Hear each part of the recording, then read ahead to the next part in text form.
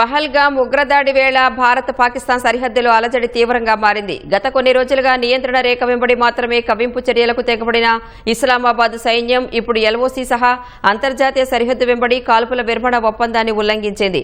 జమ్మూ కశ్మీర్లోని 4 సరిహద్దు జిల్లాల్లో పలు సెక్టార్లలో భారత సైన్యంపైకి కాల్పులు జరిపింది. పరగ్వాల్ సెక్టార్తో పాటు రాజౌరి జిల్లాలోని సుందర్బని, నౌషరా సెక్టార్లలో పాక్ సైన్యం కాల్పులు జరిపినట్లు సైన్యం తెలిపింది. బారాముల్లా, కుప్వారా జిల్లాల్లోనూ కవ్వింపు ఘటనలు చోటు చేసుకున్నాయి. శత్రువుల దాడికి మన బలగాలు సమర్థవంతంగా తిప్పికొట్టాయని సైనిక వర్గాలు తెలిపాయి. ఏప్రిల్ 24 అర్ధరాత్రి నుంచి వరుసగా ప్రతిరోజు పాక్ సైన్యం భారత దళాలపై ఎల్ఓసీ వెంబడి కాల్పులు జరుపుతున్నాయి. కాగా భారత్ ప్రతీకార దాడులు చేస్తుందని పాక్ రక్షణ మంత్రి ఖావాజా తెలిపిన వేళ తాజాగా పాక్ సమాచార మంత్రి అతవుల్లా తరార్ కీలక వ్యాఖ్యలు చేశారు. 36 గంటల్లో భారత్ పాక్ భూభాగంలో సైనిక చర్య చేపడుతుందని తమకు విశ్వసనీయ సమాచారం తెలిసిందన్నారు.